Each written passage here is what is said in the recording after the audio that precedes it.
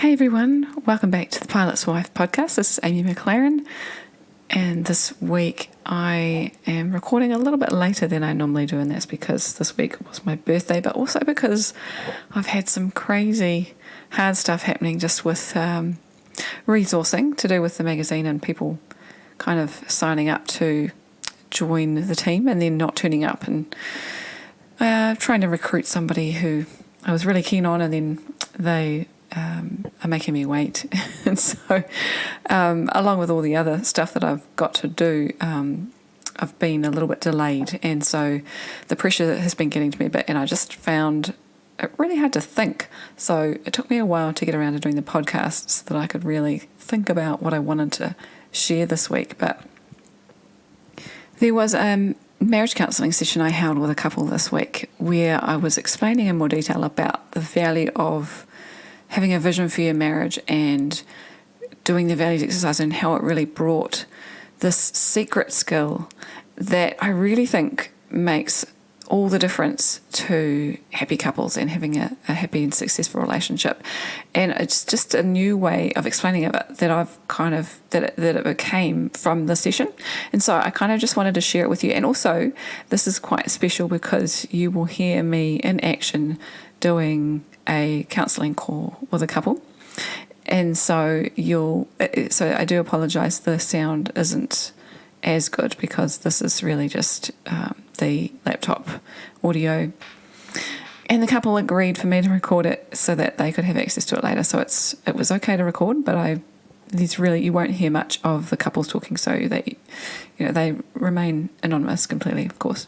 I just need to add a little caveat, though, that there is a little bit of interjection of other voices in there. And also, the second kind of half, Josh had come upstairs and started making ice cream or putting ice cream in a bowl or something. There's a lot of banging and crashing, so I apologise for that. But generally, I think you'll be able to get the gist of it. So I'm just going to play the intro music, and then it'll go straight into the session, the particular part of the session that I'm talking about.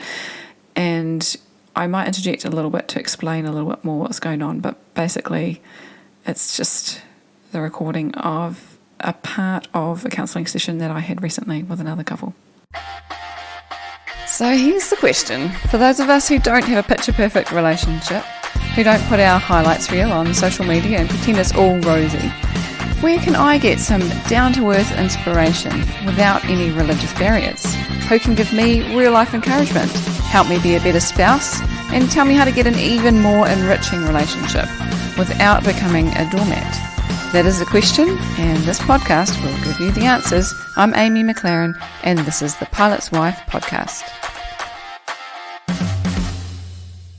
Before, the first part of how I do this is to talk about what you ideally want, and then the rest of the time we can spend on working out what's been happening and resolve those things, but with the aim of heading towards what you're going for.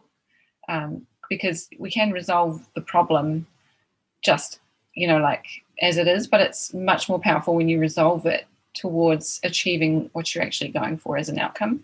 So to work out first what you both want. And you may have done, you probably have done this to some extent. It's just a matter of checking, if you're both on the same page and what you actually have come up with, and partly so that I know, so that when we're working through resolving the things that you guys have been going through, that I know what you're trying to achieve too. Now, just to explain here that I was showing the couple a diagram, which was basically a picture of a triangle. At the top of the triangle was wording to the effect of designing your marriage. And then the bottom of the triangle had two corners. One corner refers to one partner and questions about what makes them tick. And then the right-hand corner is the same of the other partner and what makes them tick. And so together you work out what makes each person tick and then put that together to come up with a joint kind of designed marriage. It's just a really basic diagram, just to show that at the top of the triangle, this is what we're going for, is a design for your marriage, and it's also called framing. Another way to look at it is framing. Like if you plan to fail, if you fail to plan, you plan to fail. So if you put a frame around what you're trying to achieve, then you're more likely to achieve it, because you've got a frame or a framework for where you're going. it's all sort of the same kind of words, or planning your kind of the future that you want to see together.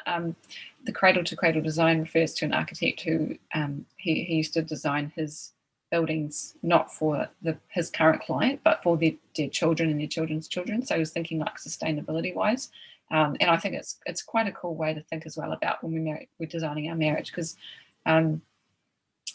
if like every product that's marketed to us is marketing to one of three core desires that people have: health, like losing weight or becoming fit, or eating better, that kind of thing; wealth, having more money and prosperity; and then relationships. It's one of those three. So anything that is marketed to you is trying to pull the heartstrings on one of those three areas. And all of those three things, our primary source of learning about them is through our growing up and what we learn in our family. Like, you don't really learn about health at school. You don't really learn about wealth creation at school. It's certainly not early on. You can go to university and do courses on that one, and on health, of course, as well. But it's not like the real foundational stuff you learn growing up is growing up. And so with relationships, it's the same.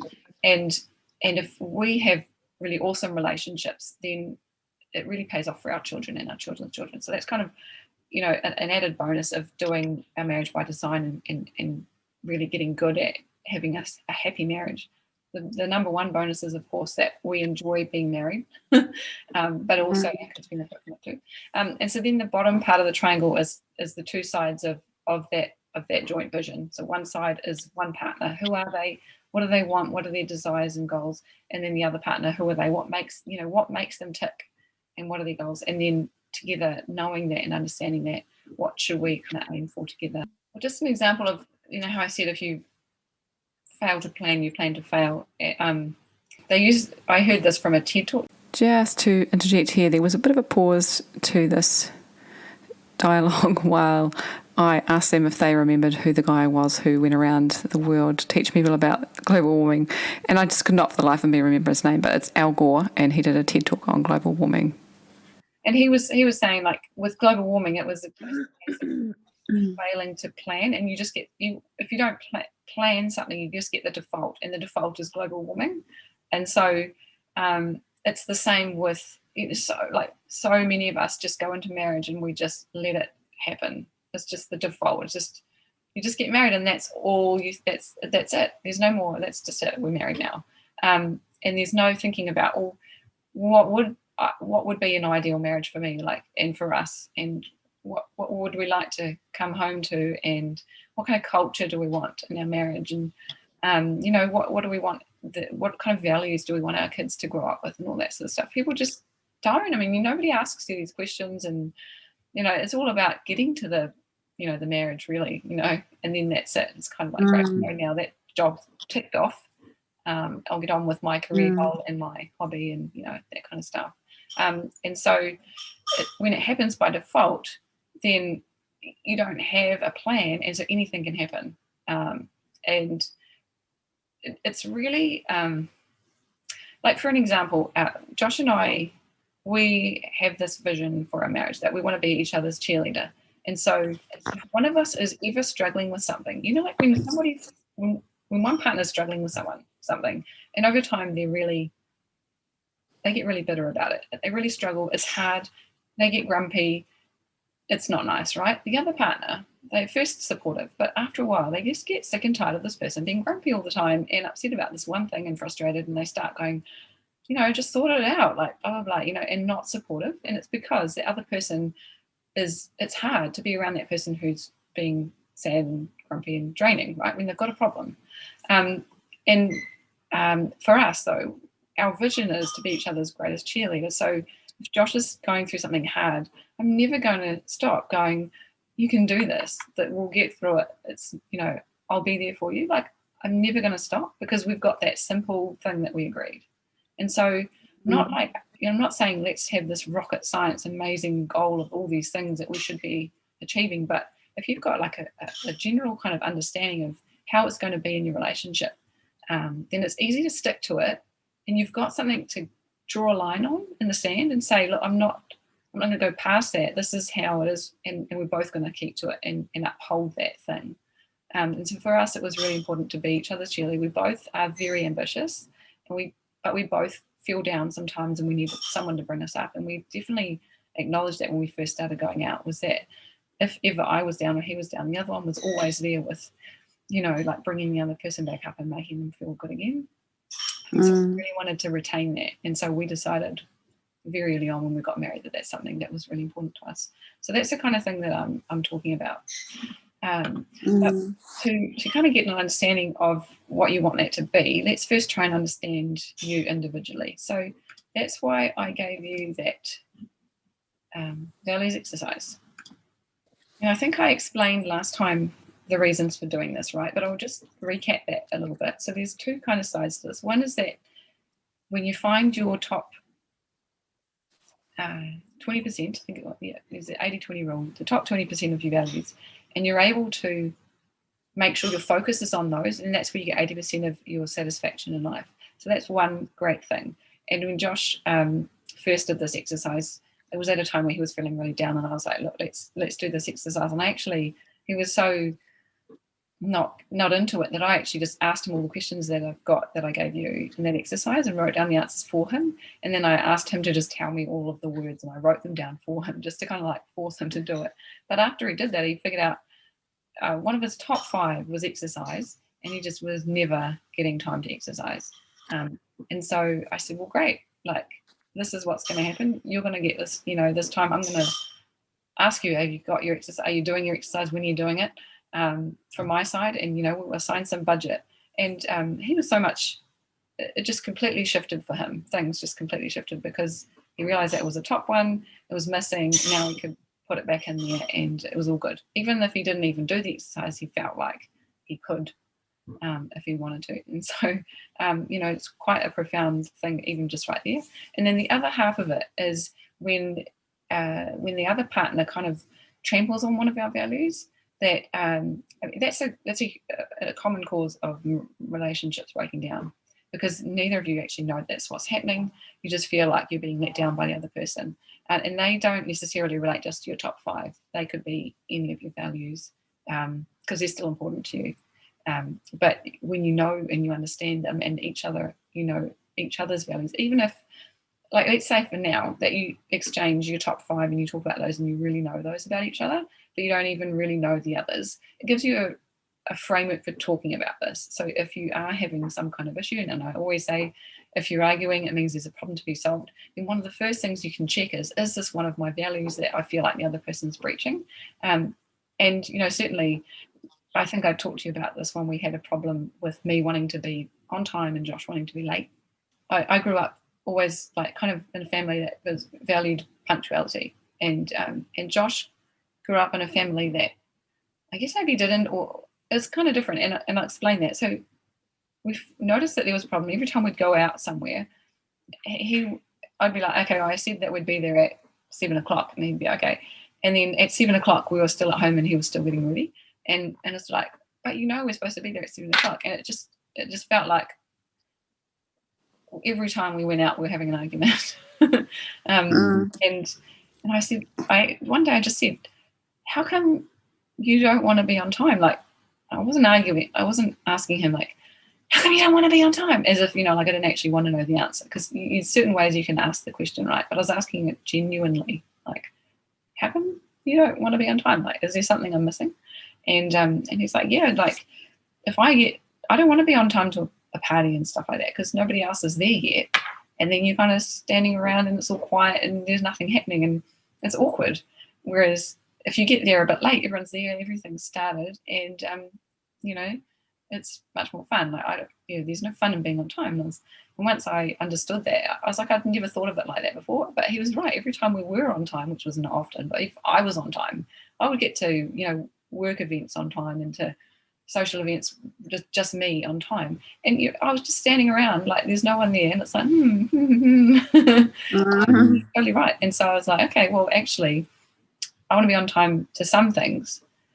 And, we made it work where we would actually talk about beforehand, like, is this one of those times where we need to be on time? and then we work backwards and go, that's the time we need to be here. We need to leave at that time, which means we need to start getting ready at that time. But otherwise, I was quite happy to be late from them. So it was like, okay, yeah, let's be late. So it just gives you a framework for having these kinds of discussions where the other person's hurting you and you're getting upset, and it's like, oh, that's actually something that's objective here that's wrong. It's not kind of like subjective is biased. So yeah, whereas objective is like, oh, it's actually not an agenda I'm trying to push. It's just something that I can't control. I grew up with it. We both didn't understand that before. Now we understand it. We can work with it. Like, it's not like I'm being a pain on purpose because I'm trying to get under your skin.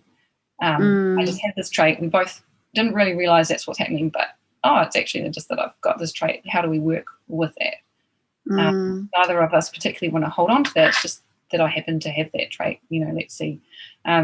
So another thing that I used to do really early on when we were married is, we were having arguments. Sometimes I'd have this tone, and Josh would be like, if I use this particular tone when we were arguing, he would just walk out of the room. He could not hear that tone. It was just, he would not handle it. And he would say, you're doing that tone again. And I'd be like, what tone? I'm not using a tone. What tone? I couldn't tell when I was doing it, when I wasn't doing it. I just didn't even know it was coming on. And so for him to even make me aware of that, it was kind of like, oh, okay, shit, like, I'm sorry, I don't mean to. Like, I'm trying to figure out how to control it. And in the end, I think it just, it went because I prayed like, for God to help me not use that tone, because I didn't know how to tell when I was doing it or not. I just couldn't hear. So, those kinds of things, it's, we often, when someone's annoying us, we think they're doing it on purpose. But when we annoy someone else, it's totally justified. There's a really good reason for it. That's a total. It's called something bias in psychology. But everybody does that. But actually, when you talk about things like values, then it reminds you that they are not doing it on purpose to get under your skin. They've got a justified reason for it. Just like when you do something accidentally annoying, you have a justified reason too.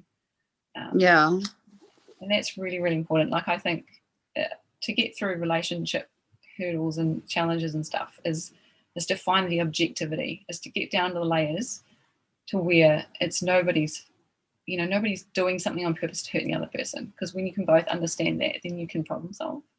It's much easier to get rid of the emotion that way. So that's what I've been mulling over lately. Not necessarily that you can't show emotion in relationships, but that when you're arguing, it's a notification, it's an alert that there's a problem needing to be solved. And if you've got that alert, then it's an alert to start thinking about how can we be objective in the situation, what's going on underneath this. Is there something in our values that's being breached, or our personality differences, or the way that we undertake risk? These sorts of things that we've grown up with that we're not doing on purpose to be a pain. They're just the way we are. It doesn't mean we can't change them, but we've never really thought about before, and that's why we're getting under each other's skin about it. So of course I'm not saying don't feel emotion in relationships. Like, we have heaps of emotion in our marriage. It's lots of love, and it's lots of positive emotion and happiness. We try to keep it more towards that. When it's the negative emotions, then we start trying to go, let's get objective here, take away the emotion because it's stopping us from being able to solve the problem properly, and we'll just look at what's going on. So I hope that's helped and encouraged you a little bit, and I hope that you are able to practice some of that objectivity when it comes to having some negative emotions in your relationship.